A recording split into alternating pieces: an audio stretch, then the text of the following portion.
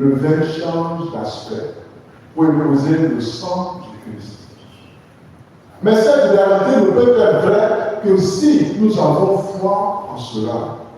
Si nous n'avons pas foi, nous allons boire le sang du Christ comme le vin grébeau. Voilà. Nous allons manger le corps du Christ comme le pain de la boulangerie.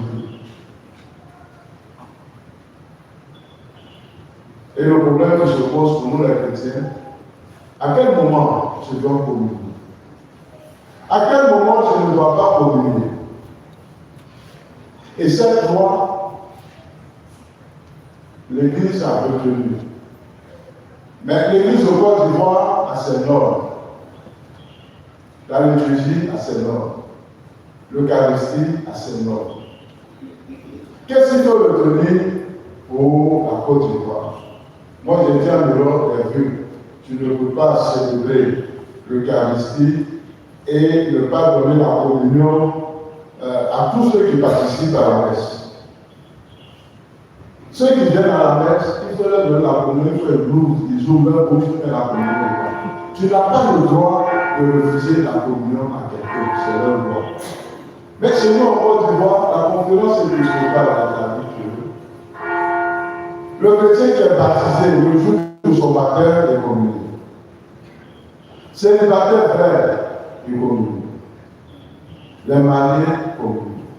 À moins qu'il y ait un empêchement de péché grave ou de délit grave qui puisse te couper de la communion.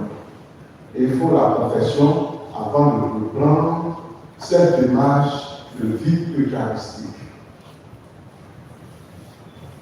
Maintenant, pour un célibataire qui commence à entretenir une relation qui va aboutir au mariage, déjà à partir de 3 mois, tu t'abstiens de l'Eucharistie. Pour voir la vérité de ta vie. Parce qu'il y a un lien qui est tissé entre toi et l'autre. Et pour cela, tu ne dois pas communier. Et je pense que c'est tout. Voici ce que la conférence épiscopale retient sur l'Eucharistie. Aujourd'hui, nous avons aussi nos frères et sœurs qui vont prendre leur première communion. Et si nous les avons baptisés, c'est parce qu'ils sont célibataires. Et dans leur célibat, ils vont recevoir le corps et le sang du Christ pour les mettre en marche. Sûrement pour sortir de cette messe, il y aura des lueurs d'espoir. Le souhait d'une femme, c'est d'avoir un foyer. C'est la même chose aussi que le souhait d'un homme, c'est d'avoir un foyer. À moins que vous pouvez devenir des religieux ou religieuses.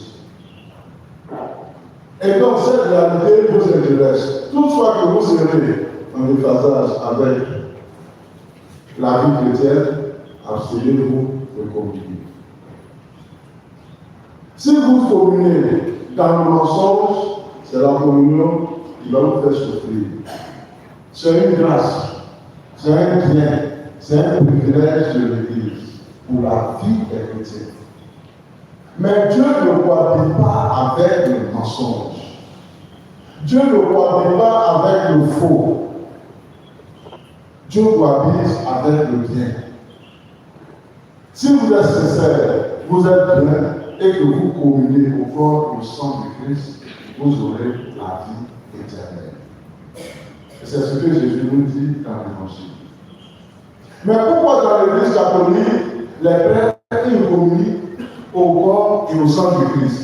Et nous communions seulement au corps. Ça devient un problème dans l'Église. Et ils ont quoi? Il y a une chrétienne qui est venue dans mon bureau pour dire que mon père, moi je ne suis pas d'accord avec vous.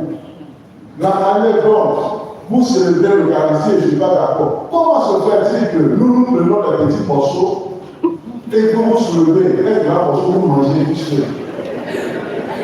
Dans mon bureau ici, il a très courageux. Il a été courageux. Que le morceau soit gros, que le morceau soit petit, c'est la même réalité, nous dit la deuxième lecture.